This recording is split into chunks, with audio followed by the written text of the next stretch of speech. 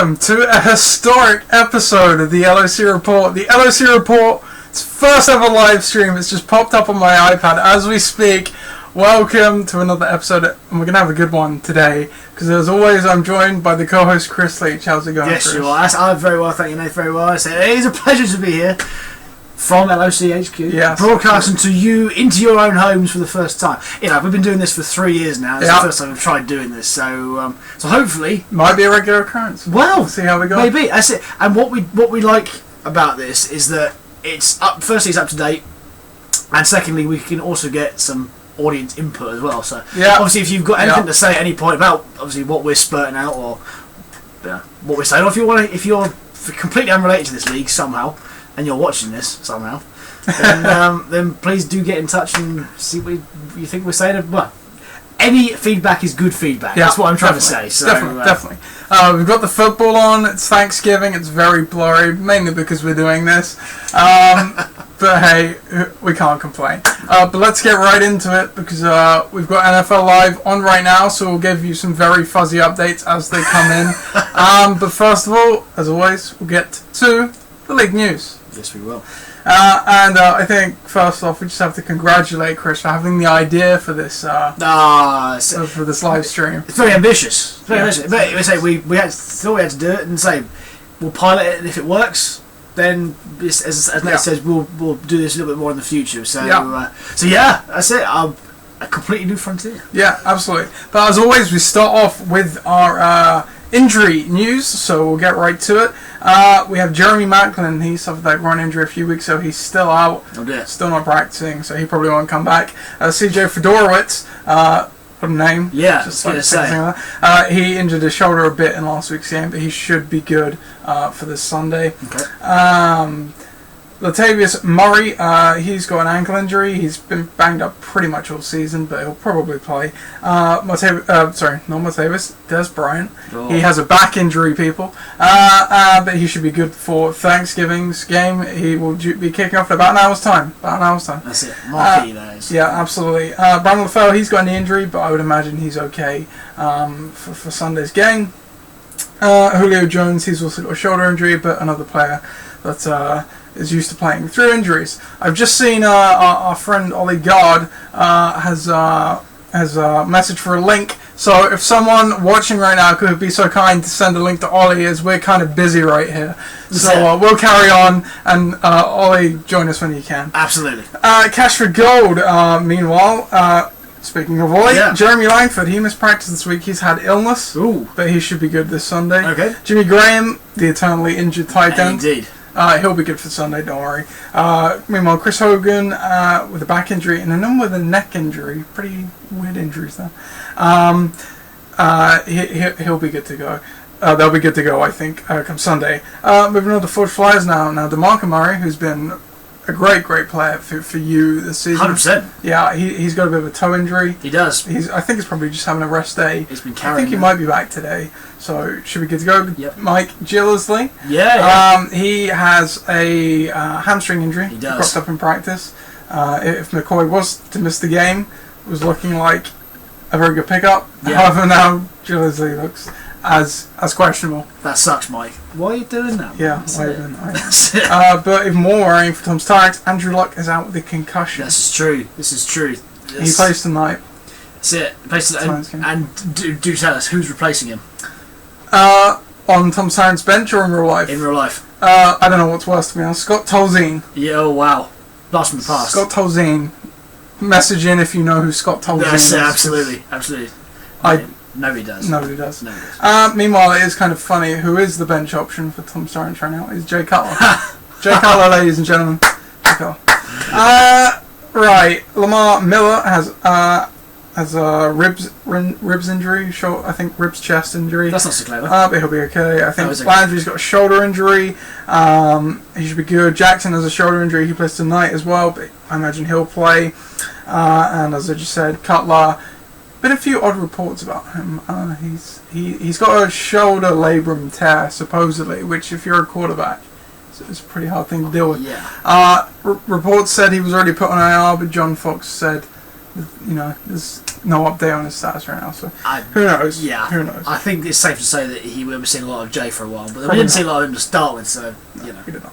But then there's now Julian Edelman. He's had his foot injury all season long. He should play. Mark Ingram is still in the concussion protocol, so he'll be worth monitoring for the Sunday's game. Travis Benjamin, he's got a knee injury, but he's just come off the bye. He's obviously missed some time with that already. I imagine he'll probably return this week. Sammy Watkins, though, obviously on the IR to return. Start practicing again this week, so maybe not this weekend, but watch out coming up. Brady Bunch, the only fit team in the LOC right now. Brady's got a bit of a knee thing, but it's Brady in the shoulder, but he'll play. He'll be alright. He'll play. The Tuckfords, Michael Crabtree, he's got an ankle injury. He'll be fine. He's one of those tough as nails guys. He'll play through that. Meanwhile, Rob Gronkowski is still dealing with that lung injury. Missed last week's game. They haven't closed the door in playing this week, but it's not looking good right now. That's all they'd say. They don't need him to be the Jets. Right, Pakistan, sorry. They're going to get Tevin Coleman back this week. Wow. How big for Pakistan? That's big news. Yeah. Big news, but big news league-wide as well. Yeah. So, if they weren't strong enough. Yeah. Ben Assistis, Martellus Bennett, he's been dealing with an ankle injury. He should be good to go. He played last week. Dante Moncrief, he's got a hamstring, plays tonight. Not sure he's going to play. We'll have to see. I imagine he would. Meanwhile, Stephon Diggs, the only injury we're not up to date with, he has missed the game. He's not playing right now. He's inactive due to a knee injury. That's it. Okay. Iknan, a lot of injuries this week. Fitzgerald has a knee ankle injury, but hey, he's a pro. He's going to play through that. McCoy, he dislocated his thumb in last week's game. Had surgery, still might play. As you do. As you do. As you do. He's hard. Yeah, he's hard as nails. Will Fuller has got an injury, but he should play. Finally, ADRZ. AJ Green went down with a hamstring injury. Initial reports were really bad. Thought they'd miss the rest of the regular season at least. Apparently only week to week. Wow. Apparently only week to week, so we'll have to see. However, Giovanni Bernard, not so rosy. He is now on IR with a knee injury. Oh dear. Talking about knee injuries, I heard that Adrian Peterson might be back. Yes. In week 15. Yeah, Adrian Peterson could make a return. If that happens, I'll be a bit amazed, considering where he was. Yeah, missing 13 weeks that season. Right, now we will get to our transactions as we usually do. Just checking we're actually live streaming here. I'm not confident right now. We seem to be live streaming, so I'll assume we're live streaming. So it's our first episode, a few kinks. Right, transactions then. Yeah, we are indeed live streaming. That's good. Who we got then? That isn't the start of the list. Right, Bedette's added Jared Cook and dropped Zach Miller. Obviously, I think he was on the team earlier in the season, but he's been injured. That's right. Fortify's added Mike Gillisley, which we already kind of covered a bit. Good pickup, I think, and dropped Dustin Hopkins. Gridiron Gang added Devontae Parker and dropped Capri Bibbs. Okay. What do you make of that one? Yeah, Parker's been a couple of good games. He's on the up, absolutely. So Tannehill looks like he's finding a little bit more, space. Say, a guy like him at this time of the season to be picking up, hey, that's value. Yeah, that's what you need. Ben Assistis added the Bills defense and dropped the Patriots defense. They are playing the Jags, so fair play. That's fair enough. The Dream Team added Brian LaFell and dropped Matt Prater. Obviously, in the wake of that AJ Green injury, it makes sense to add a wideout from the Bengals. Yep. Tyler Boyd is already owned. Pakistan added the Titans D and dropped Cameron Meredith. The Bedennes added Wendell Smallwood and dropped New York Giants, just adding yet another. I was going to say the carousel of Eagles running backs just keeps going round and round and round. Yep, the Dream Team added DeAndre Williams and dropped CJ Prozice. Now Prozice, he looked like he was doing really well last week. He had that long touchdown. Then this is one I left off actually. He suffered like a knee scapula or something like that. A scapular fracture to his knee. Ow. Is that a kneecap? I don't want to know. That's it. It doesn't sound nice. Sounds bad. Yeah. He will miss, I think, the rest of the regular season, a minimum. Okay. Bad news. Footflyers added Duke Johnson and dropped J.D. Nelson. Ben Sessis added Adam Thielen and dropped Alfred Morris. Adam Thielen obviously playing right now. We're watching him run a route as we speak. And no, we're not, because that... I can't really tell how positive reception is gone for about 25 yards. If that is indeed him. No, the Lions are on offense. Never mind, listeners. ADLZ added Ryan Tannehill and dropped Nick Novak. And finally, Gridiron Gang added Stephen Hauschka and dropped Antonio Gates. That is all of your waivers for this week. So we will get straight into what was boy, a pretty good week 11. I think it's fair to say. High score. And I can't remember what we picked as the marquee matchup. Can you co-host? I think it was this one, and it turned out it was this one. Turned out to be a pretty good game in the end. We all know the story. Tugvards v Bedetonators. It's a storied rivalry. So it is. We all know the story.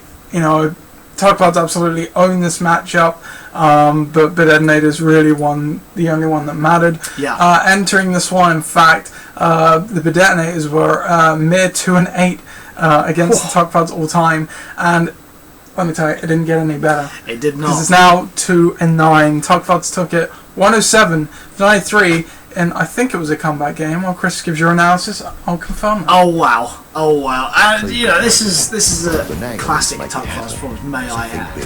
I mean, say we're seeing on the Detonator's side of the ball, we're seeing Dak Prescott going for a huge number, going for 31 points, keeping the chains rolling. But where's the rest of the supporting cast? Third of the points. Yeah, that's it. They're nowhere. So Edelman chipping in with some good numbers. Miller coming in with some good numbers, but other than that, not a lot to write about. Anyway, on the other side, you're seeing Tugvards, and we say every week that the Tugvards, they really do pull it out of the bag when it matters. Yeah, somehow. And you know, we're really crediting Tugvards when I soften my stance. Yeah, and just say fair play. This was a week, well, categorised by 3 key performances, and in Rob Kelly, they've really found a featured back, and who would have known that at the beginning of the season? He's been one of Phil's best pickups, I think. Absolutely right. Among many, to be fair. Yeah, that's it. And there had to be good pickups here, that's it. Yeah, Terrence West again coming in with some good points. Jameson Crowder again picked up off the waivers, coming with some good points. He's a Vikings D as well. They've been Vikings D again, absolutely. So they've been a real solid fantasy pickup this year as well. So, that's the basis for it. I mean, yes, there are some real dire performances. Seeing Ben Roethlisberger scored 8 points only against the Browns. Yeah, it's, Crabtree, the injury doesn't help, but again, 0.5 of a point. That's not very good. This team is naturally boom or bust, as we've seen in years gone by, but this time they've boomed, and the Detonators' unbelievable consistency throughout the course of the year doesn't beat that boom. Isn't always enough. No. In a lot of seasons it will be, but I think in this one where it's really competitive, it just isn't, sadly. No. It's not his year. But Detonators now 2-9 against the Tugvards. Both teams now 5-6 as well. Next game then, Benecessities took on Tom's Tyrants last week. Tom's Tyrants obviously had a really great resurgence to a point. They dropped one last week. Meanwhile, Benecessities, they've recovered a bit of late.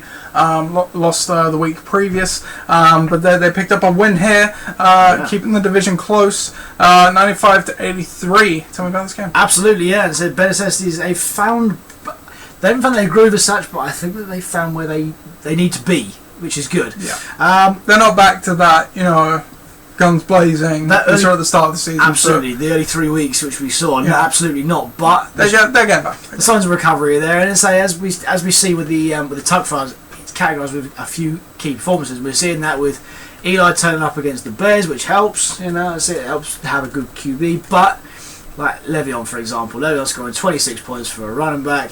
That's very good, and that's the kind of thing you expect from a player like him, the featured back in Pittsburgh, which probably detracts away from the fact that that's why Roethlisberger doesn't score as many points. Yeah, as absolutely. We see. Yeah. So, but other than that, there isn't that much to write home about. It's just a solid performance with guys scoring kind of high single-figure values throughout the course. We've got Chris Ivory going for yardage but no touchdowns. That's always a positive sign. Yeah. Moncrief's injured this week. Martellus Bennett probably the number 1 tight end in New England this week. Yeah, he was last week. He had a bit of a flop last week. Didn't really happen, especially against San Francisco. Yeah, you don't need him. Absolutely. But say on the other side, Tom's Tyrants, we've seen in weeks gone by, it's just not their year. So everyone has down years, and this just isn't their year. And so this looks quite a strong team, but Miller's a little bit knocked up, and knocked about. As has been the case all season, it's just they've got on paper it's fine, but they've just underperformed. Yeah, he's knocked about, and Andrew Luck, unfortunately concussed and injured this week, so that's really not going their way. Yeah, to pick up a quality QB off the waivers, I think Joe Flacco's the number 1 option this week. That doesn't really say a lot. So it's unfortunate for Tom. But say Benessesi has made that division. Yeah.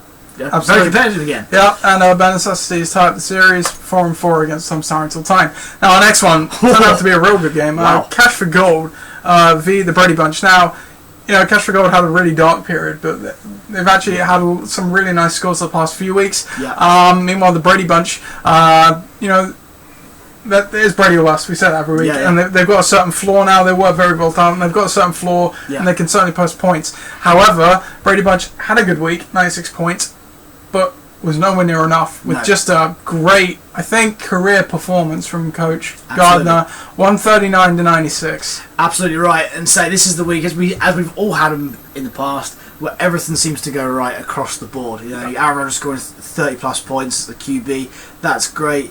Say running backs not quite as prolific as in the past, on this tier, but still Ezekiel Elliott without a touchdown goes for 12.7 points. That's what you want. That's great. But here's where the big improvements come on this team, and it's after the byes. Funnily enough, each of this team's gone on a bye, come back from the bye, and they've improved. Doug Baldwin is turning out to be the player that he drafted at the beginning of the season. No touchdowns, 104 yards. I think he must have had a return touchdown. But had a return touchdown. That's it. So no receiving, but that's what you want. You're looking at Amari Cooper coming back in, getting them touchdowns, scoring them points, keeping them going. Jimmy Graham turned out to be a viable fantasy tight end again. Who knew? And Rashard Matthews, again, a good pickup off the waivers. Yeah. He's become Marcus Mariota's number one option in the receiving core in Tennessee. Very, very good. And the Steelers D, they're not going to have that kind of thing. They're not going to play the Browns every week. No, exactly. That's it. But they did last week. And they pay dividends. Absolutely right. So they're good for them. Brady Bunch feel a bit sore, but as we said in weeks past, it's Brady or bust for them. And that's pretty much the story this week. There's not much more to say. Absolutely right. I think with Roethlisberger's continuing struggles, that'll affect Antonio Brown. Ajayi seems to have gone off a little bit off the pace recently from where he was a few weeks ago, but he's still got potential. He was, those were some big games. Absolutely, but you're still going to see Hyde and Ajayi are still a very good combination of running backs in this league. Absolutely. Next game then, Icknan take on ADLZ, the rematch of Corona Bowl 7, I think it was, last year. Lose my memory. Corona Bowl 7. History of this matchup, Icknan are 2-5 all time against ADLZ. Entering this ADLZ, coming off a loss, they had a chance to really almost put that division to bed. Yeah. Had another chance to do it last week. Meanwhile, Icknan really just had to win to stay alive in the playoff race. Yeah. And stay alive, they do, 93 to 67.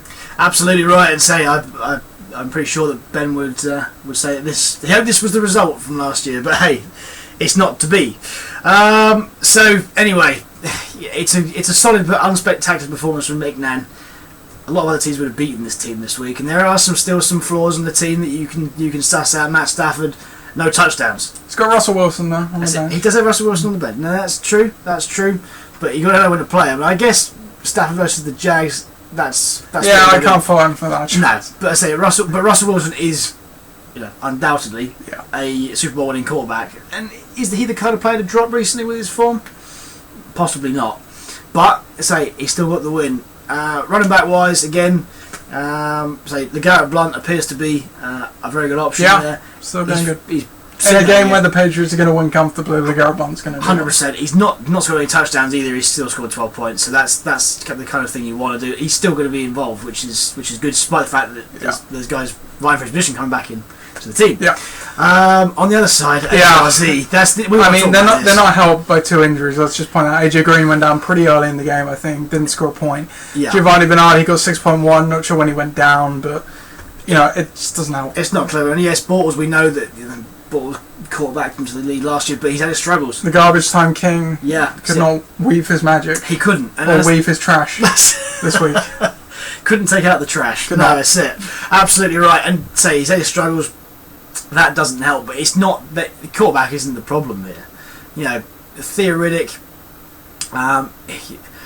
Regardless of that, the Lions aren't a running back kind of team. Yeah. Neither Bernard, unfortunately, goes down.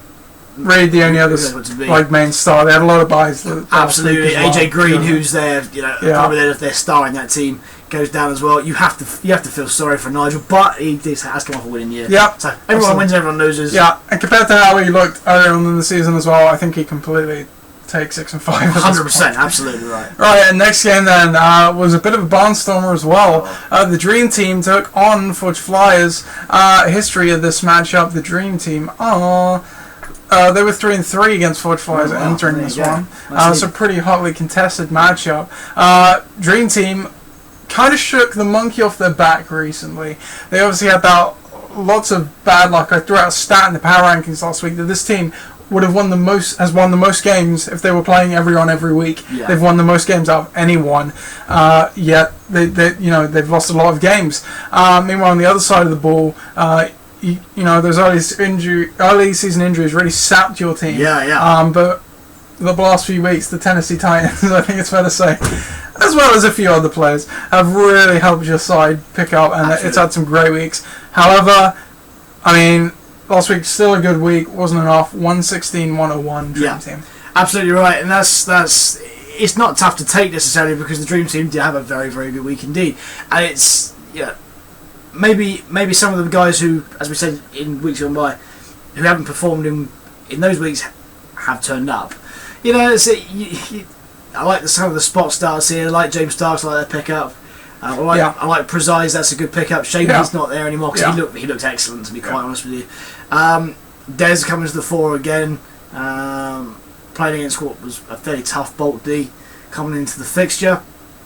Latavius Murray, although a little bit banged up this week, scoring the points, keeping the chains rolling, and it's a good performance on special teams from the Lions. So, who have just intercepted the Minnesota Vikings. Live update, people. That's it, absolutely. There you go. It is currently a tie. Fourth quarter. 13-all. That's it, wow. 13-all. There you go. So, anyhow, it's a good performance from the Dream Team, and they've got they've already got a foothold now, whilst they didn't at the beginning of the season. Yeah. Forge Flyers, I don't feel too bad about this one. You had a good week. That's it. What can you do? I feel very sore about the Rams losing 14 points in 1 minute of last quarter, which sucks.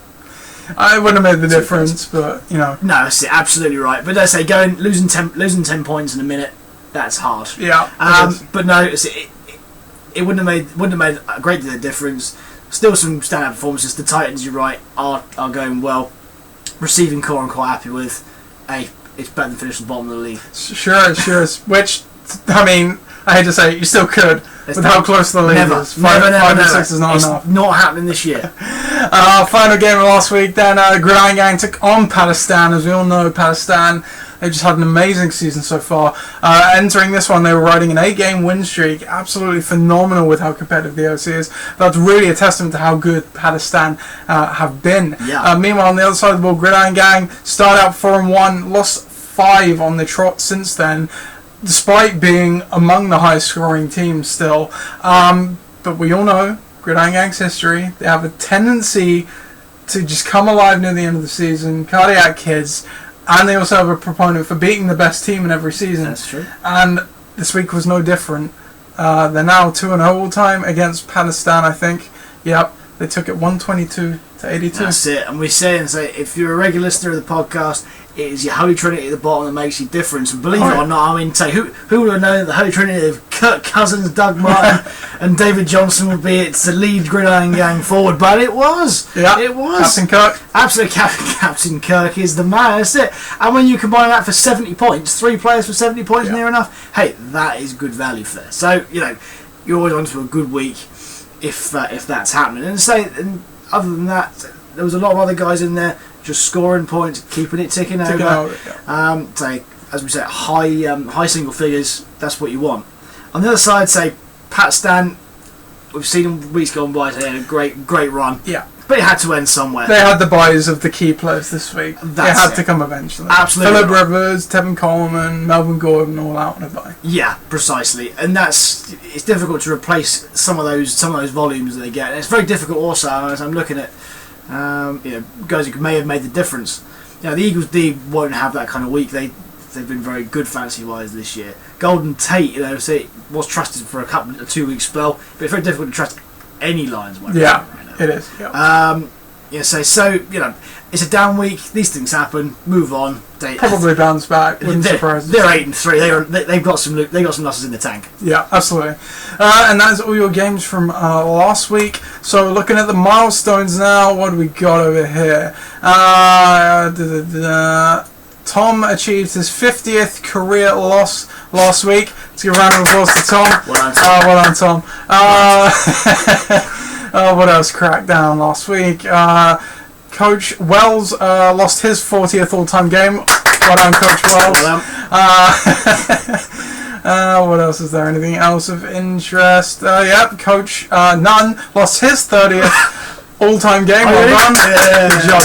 Good job there. And that's pretty much all of the interesting updates there. So we will get straight to the power rankings, and as always I'll let Chris do the feedback on my masterpiece. First up, we got Pakistan number 1 still. Iknan, they move up from 3 to 2. ADRZ, they drop from 2 to 3, mainly due to those injuries we mentioned. Dream Team, they climb up 1 spot from 5th to 4. They've been really good, as they have all season long, but they're actually, getting the wins from it now. The Detonators, they've dropped from 5 to 4. As we said, the consistency is good in most seasons, but this one it's not quite cutting it. Fudge Flyers holding at 6. Cash for Gold.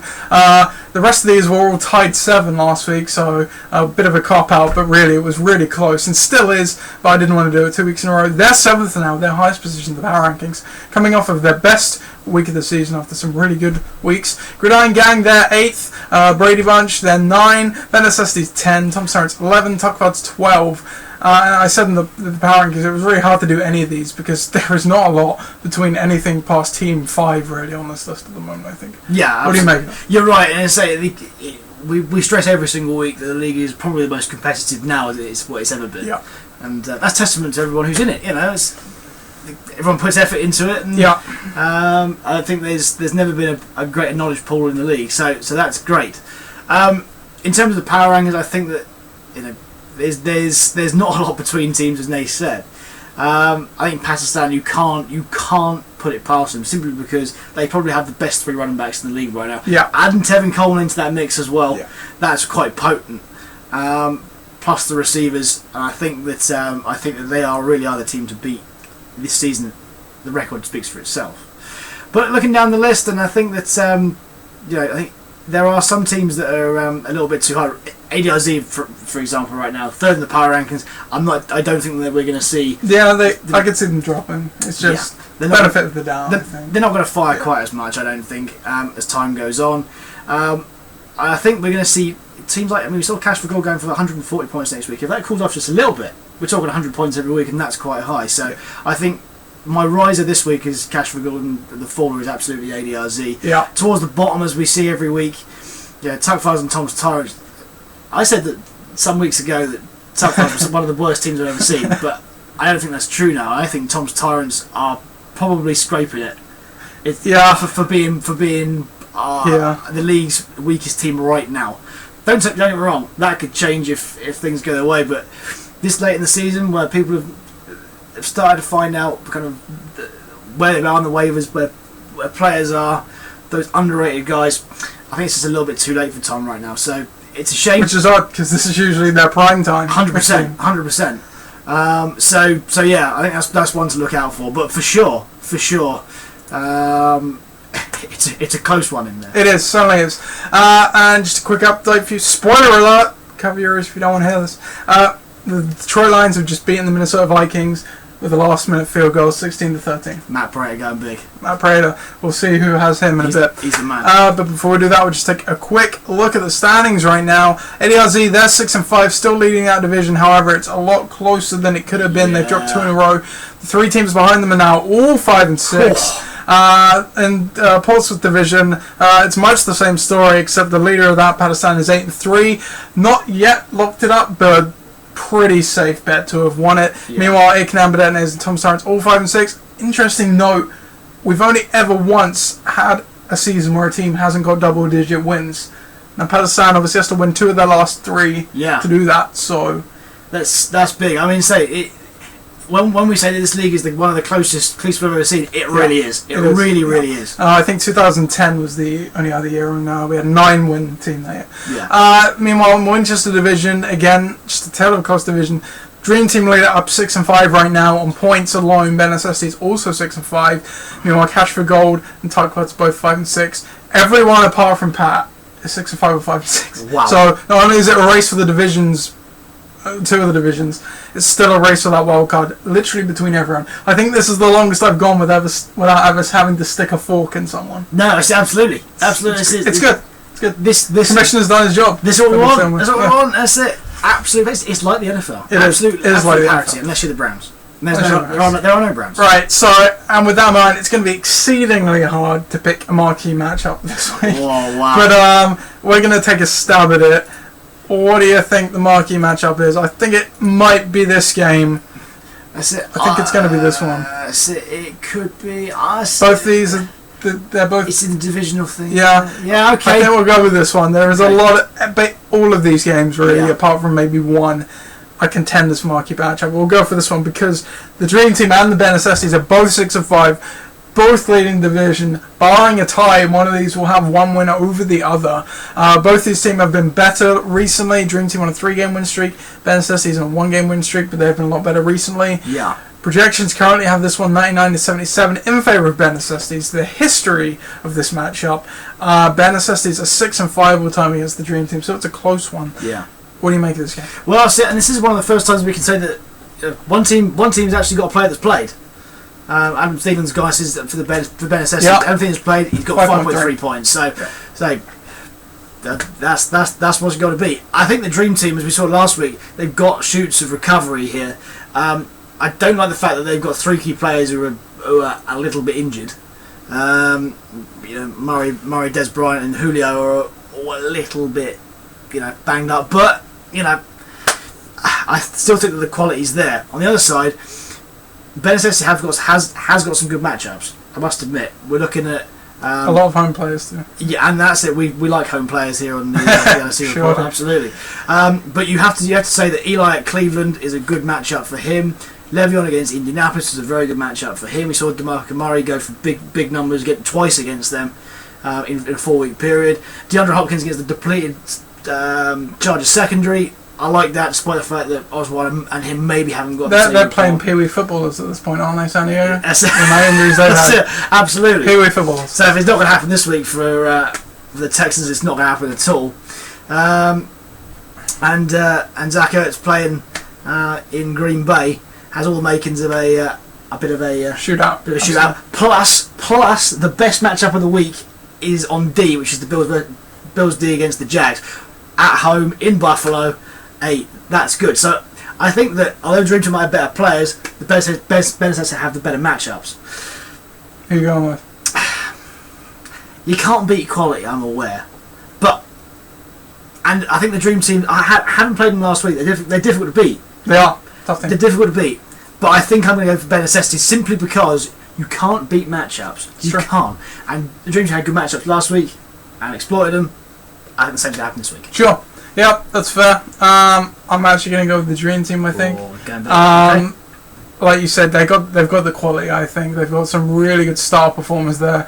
I agree, the matchups aren't quite as good as Ben Necessities, but, at times we've just seen players in Ben Necessities struggle, and I don't think that's a matchup thing, that's just a player thing, whereas I think the opposite can be said about the Dream Team's players, where they can score regardless of the matchup.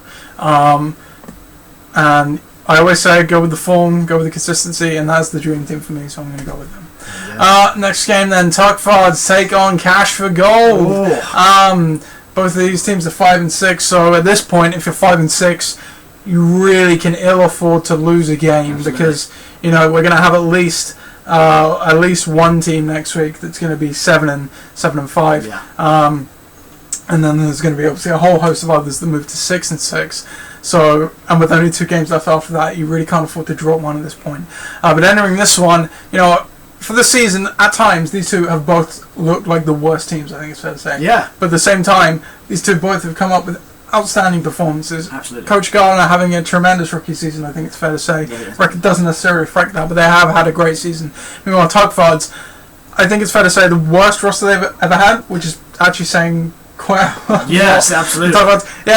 Yeah, I think this is probably their best performance as a coach. Yeah. Maybe the last time we see it, I don't know, the retirement rumours continue to Don't even go there. Tell you what, Phil, if you're watching, mate, that's it. Don't bottle it now. Yeah, please, we're live. Comment in message, or I don't know if you're commenting on the stream or not. Probably I just haven't paid attention or think. Nope, you haven't. Good, not just me. Anyway, back to our game here. Tugfords v Cash for Gold. It's a close projection one right now, which you'd understand. 96-91. Yeah. It's a close division as well.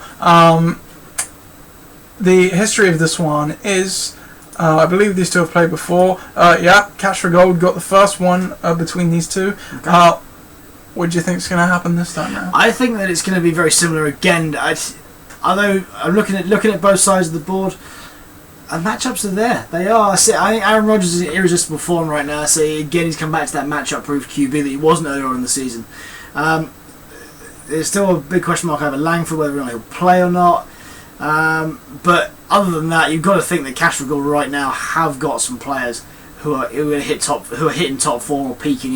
You can't beat Rodgers right now. Ezekiel Elliott against Washington. Hey, that's a good matchup. If you ever seen it, prime time on Thanksgiving as well. By the way, if there's any time to do it, it's now. And I think there's one thing to look at is Rob Kelly against Ezekiel Elliott. Who knew that would be a bit of a... We're about to find out about 40 minutes. Absolutely right. And I say that their prime time on Thanksgiving should be explosive. I would like to think. But, I think that the Tuck Fires are relying on that, and they certainly relied on that last week. 31 points isn't going to happen every week for Rob Kelly. No. And you look on the Cash for Goals lineups. I said they were risers, and they're risers for a reason. Doug Baldwin's playing the poorest Tampa Bay D. They got better in recent weeks, but they're still not great.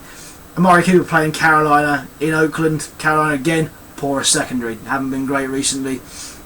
Across offense and defense, not looking good.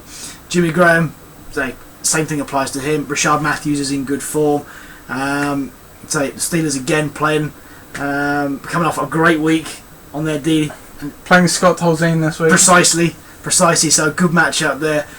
Hey, they're my risers. I'm going with them. Yeah. The top five say they've had some good weeks, but their luck will undoubtedly run out at some point. Yeah. So there you go. Yeah, so top five's already had the Vikings play as well. They've only got them 4 points this week. Yeah. And I really think they would have needed that. They needed to have a good week for them. I think you're right in most cases. Cash for Gold is just really in form right now. They have got a lot of good matchups. On the other side of the ball, top cards, I do believe they will get Rob Gronkowski back. I've seen he was limited again in practice today, so he's trending in the right direction for Sunday. But be that as it may, they just don't have the talent the Cash for Gold have. It's the same argument as the game we just talked about. Absolutely. I think Phil can weave his magic to get to a certain number, but I don't think it's going to be enough this week. No. So Cash for Gold, I think, are going to take this one. Next game then, Badernators against Pakistan. Now, Badernators, one of the better teams of the season, find themselves at 5-6, and they've lost 3 on the trot. Pakistan obviously dropping their first game for a while, but they are still 8-3, still have premier options. They are projected to win 70 right now. History of this matchup, Badernators are 1-1 against Pakistan all time. Yeah. Tell me about the game. Hey, I think here again it's going to be an interesting one. Hey, Pakistan they've got one player. They're going to have to carry one player this week. Eric Ebron has played and not scored any points. Yeah, that's difficult to beat. Now, there's not too many other options on the bench. That's it. We see every week that when we say Pakistan are the best team in the league every week, but that's difficult to do. I'm looking at Badernators and I'm thinking that there's some good, there's some really good performance going to come out of here. Dak Prescott again great form, prime time Thanksgiving. That's the time for him. I like the fact that the Giants are playing. There's 2 Giants offense players here. We've got Jennings against Cleveland and we've got OBJ against Cleveland, and I think that may well be where some of the points are going to come from. Some of the main points are going to come from Badernators because, as we've seen, they can't play football. Yeah, or can't play pro football. There are some college teams that beat this lot. Yeah, which is a real sad state of affairs in Cleveland. It really is. They just can't seem to. They want to play Bama. That's it. Do they? Yeah. Really? They probably still lose to them. They probably would. Yeah, that's it. 100%. Yeah, 100%. Who are you picking though? Who am I picking? Yes, Pakistan has been in good form recently, but they shown signs of weakness last week. Despite the fact that they seemingly have got the best 3 running backs, as I said, in the league in one team, or the better 3 running backs in the league, and say I'm going to go for Bedettnez because I think that they have the slightly better matchups. Yeah. And their potential to not carry a player is greater. Whilst Pakistan, they have the losses in the tank. And I think that they might need to use some of them in the next couple of weeks. Okay. I'm going to go with Palestine. I thought you might. For the same argument all along I've been saying, the talent on the roster. Bedettnez does have some really good players. And, you know, it gets to the point where you look at Cleveland, the matchups against Cleveland, and, you know, they've got Jennings and Beckham against them, but I almost feel with Cleveland, like, you're going to have the games where, obviously, it just pans out perfectly, and the players score, like, boatloads of points. And then you have the other ones where they're just beating them so easily, they just don't need to try. And I feel that could happen with the Giants, because they do love to spread the ball around a lot, between a lot of players. And, you know, behind that, they've got Spencer Ware against Denver. And you say Palestine's already carrying a player. Bedettnez have already plugged Jared Cook in. And we all know Jared Cook is a fantasy troll. He could easily just do nothing again. Palestine, they had the down week last week. But, you know, 3 players on a bye and you still get 82 points? Get out of here, come on. It's Palestine for me. Okay. Palestine for me. Before we carry on, we have had some live comments here that I did not see. My mistake. Apologies to all you listeners. I will read some of them out now. So Phil wanted us to talk about the Talk win. We have done that, Phil. What else we got? Phil thinks he's going to win against Cash for Gold 200 to 65. He thinks Rob Gronkowski is going to get 50 points. If that happens, Phil. Yeah, I like it when you guys back the opposite teams. I like that too. That's it. Coming from the same place. We have seeing the same information coming from different places. Yeah. I said, earlier on we were talking about CJ Prezis and his kneecap, and it is the kneecap. Oh, thank you, Ollie. Thank you, Ollie Gardner. That's you would know playing hockey. Talk about the Tuck Fives win. We did. Yeah. And also Terrence Schmallen. Phil clearly doesn't agree with my reasons for winning. I don't know. Phil to win 200 to 65. If that happens, I will do the podcast next week live naked. You heard it here first, Done. folks. If that happens, please bring a chair. Yeah, I will. Our next game then, Ickenham take on Tom's Tyrants, which again is another key matchup in the Portsmouth division. We've got 2 more divisional games left, I believe. 1 more interdivisional. Yeah. History of this matchup, Ickenham are 4-6 all time against Tom's Tyrants. However, they've been pretty good all season. Meanwhile, Tom's Tyrants, they've really been hit or miss. Haven't been great lately. Projections reflect that. 88 to 61 in favour of Ickenham.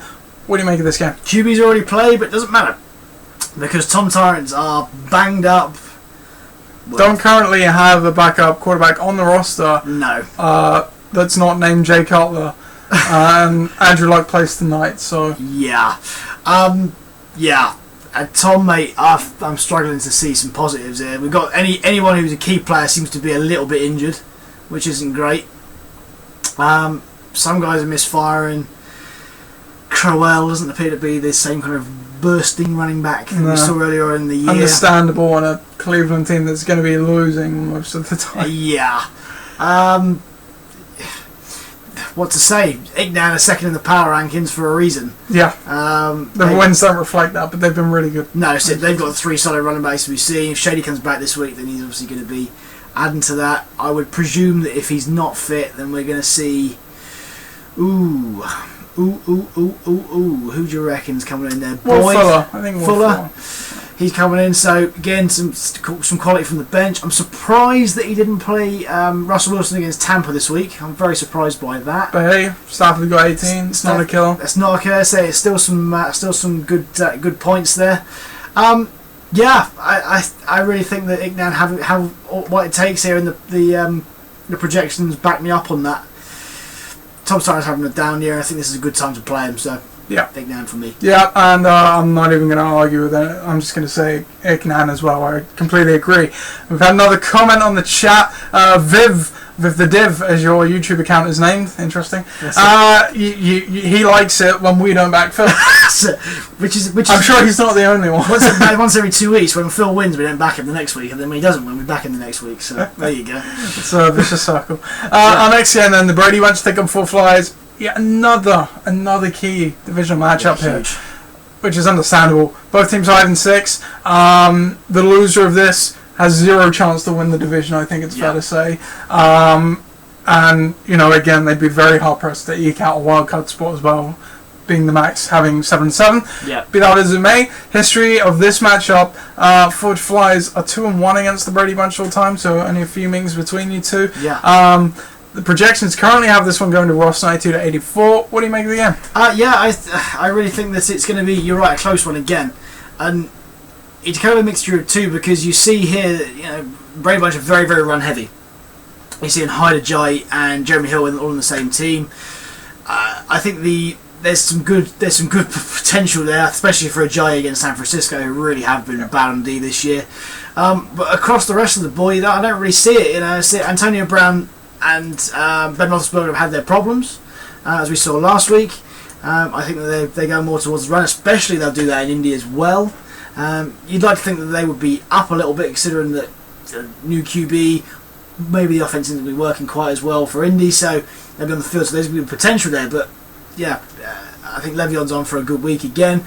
Willie Snead has turned from the number 1 to the back number 3 receiver there, but that's quite easy to do in New Orleans. There's so much choice. And on the other side of the board, Michael Thomas he has the same kind of problem, but he's the red zone target, so he's worth having. With Forge Flyers, I see we've seen three consistent 100-point weeks. That's it, and that's some consistency that hasn't been there for the last. You've been consistent, but at a lower level, which was the narrative of your team much of the season. Absolutely right, and it's gone big recently, and I think that the Titans versus the Bears this week is the right matchup at the right time. Again, you presume that Tennessee will be on the field a fair bit, and say in the form that Marcus Mariota's in, you're not stopping the guy right now. I think he scored 25 points in 5 consecutive games or more. So that's great. DeMarco Murray again, good form. The receiving core on the whole has played well so far. I think Jordy Nelson against Philly, that could well be a bit of a throw off there. Yeah. So it'd be interesting to see if Ty's fantasy value drops with Luck not being there. I think you're right, and there's a different D to come in as well. By the way, just a disclaimer. I've got to go for the Flyers. I'm going to say we've seen this every week. It's Brady or bust with the Brady Bunch. The supporting cast hasn't really been there, hasn't really turned up quite as much as maybe he wanted to. Yes, it has in certain weeks, but other weeks when it's good, it's very, very good. When it's bad, it's very, very bad. Forge Flyers this year, for some reason, it's not very, very bad. There's been a consistency there. There's an underlying current of good players coming at good times, so winner. Yeah, I'm going to go with your team as well. Every week I say, Brady or bust, and usually I just pick the Brady Bunch because of Tom Brady. Yep. I don't care, I'm a home, I deal with it. Why not? But this week, I think it's a slightly different story. I think it's Brady and bust. Yeah. I think Brady will beat Tom Brady. But the rest of the roster, I don't like it this week. The good players have really bad matchups, and the other players aren't good. No. That's all I can say. Enough said. Foot Flyers, I think the Bears D is a bit underrated, but now that they're going to be playing Matt Barkley, I don't care how good their D is. They're playing Matt Barkley. Yeah. I think the rest of it will take you over regardless. So, I'm taking your team as well. We've got some fighting talk on the chat now. Damn, it's got feisty when we start reading out the comments. Wow. Phil says, I like... He meant to say I like your, but he can't type apparently. I like your YouTube name, Viv. It's a very good fit for you. As we said, his name is Viv the Div, so fighting talk right there. That's it. What do you say about that, Viv? What do you say about that? What do you say about that? I mean, last time Phil trash talked, it didn't work out that well from him, if we remember rightly. Be careful, Phil. Yeah, gotta go. You're walking the line, pal. We'll get to our final game of the week now, the preview. Gridiron Gang take on Eddie RC. Now, I think it's fair to say this was the other contender for marquee matchup, because Eddie RC currently leading that division, coming off 2 games lost. Meanwhile, Gridiron Gang, that 5-game losing streak's really scuppered what looked like a good season. However, got a win last week. they win this one, they take the division lead again back on points. Yeah. Current projections are 107 to 87. ADLZ has already had a player play. Theo got 5.8 points. History of this matchup: Gridiron Gang 4-3 all time against ADLZ. Tell me about the game. 100%. I think here we saw ADLZ on a down week last week. I think that's probably due to injuries and whatnot, and the replacements we've seen come in aren't that great. I mean, yes, Freeman and Devonta Booker look like they're the real deal, but the same, Riddick's already played. Tough matchups too. Yeah, absolutely right. Arizona and Kansas City, you're telling me. And Theoretic's already played and scored 5.8 points, say not the best yield, but again, against a tough D. The only player that I can see scoring real points here, Tyrod Taylor could be on for a big week against the Jags. Yeah, I think that Kenny Britt, if Jared Goff can kind of find him in his... If he can throw a pass more than 5 yards. That would be good. Yeah. But if he can find Kenny Britt against New Orleans, say, it's always a good place to go and score points. Absolutely. There. On the other side of the board, I think Gridiron Gang do, as has been said before, do have the better team all round. Everyone's fan favourite the LOC report, Big Car. He's playing Carolina this week again. I think that should be a good matchup for him. David Johnson's matchup, as we've seen. Jordan Howard against Tennessee could be on for a good one. He's going to be there. Like, Tennessee's defense is good, but he's going to be their offense with Mac Barkley. Absolutely right. So that's precisely it. Same as Devontae Parker in San Francisco. So if Tannehill can get it going rather than relying on Ajayi a lot, he's the deep threat. That's great. That's what you want.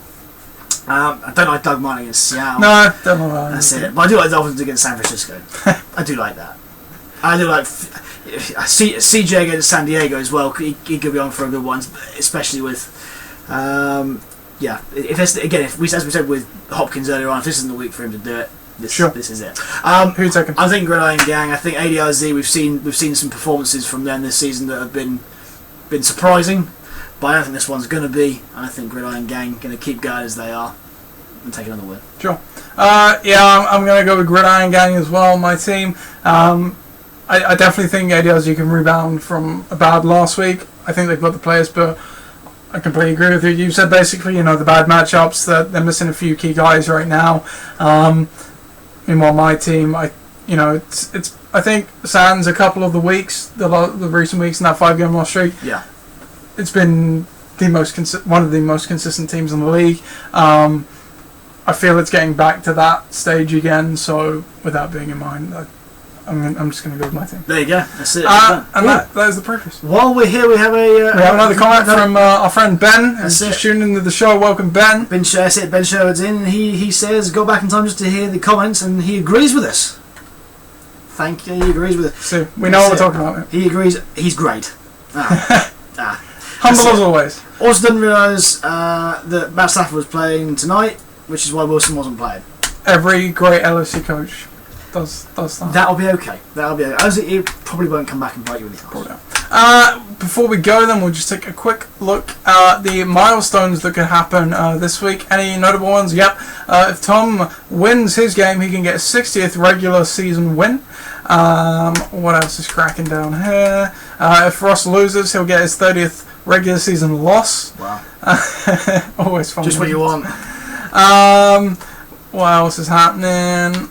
Not much else is going around right now. I will say before we sign off, we've obviously changed this year what happens in week 14 and 15. There is no longer the bracket for the draft position. However, weeks 15 and 16, still do have relevance because you will have a 2-week game. If you do not make playoffs, you have a 2-week game against straight next to whoever you finish with, so 5v6, 7v8, 9v10, so whoever you're playing, 2-week bracket.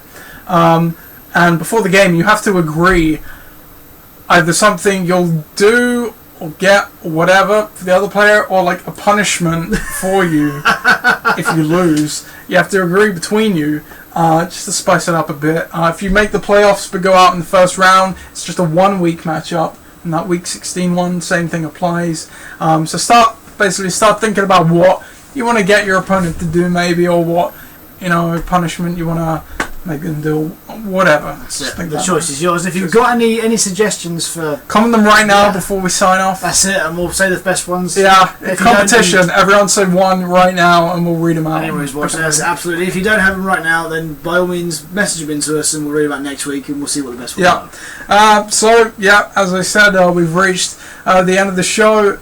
It's getting close, like I just said. We've got... everyone apart from one team is at 5 and 6, 6 and 5. This week is absolutely crucial. We've got another divisional week in week 14, which could be equally as crucial. And hell, even the interdivisional one is going to be really crucial as well. So, we've had a comment in already. It's not related to what we just said, but I'm sure they'll follow it. Probably a bit of a delay here. Phil has just said, "I'll see you in the 11-12 bracket, Chris." What are you got to say about that? I'm going to defend my title, mate. I'm not actually. You'll be well and truly there with Tom. And then Phil has also said, "Start thinking of your forfeits." That's it. Absolutely. One talk. Well, I'm not gonna. How about if you win, you got to retire?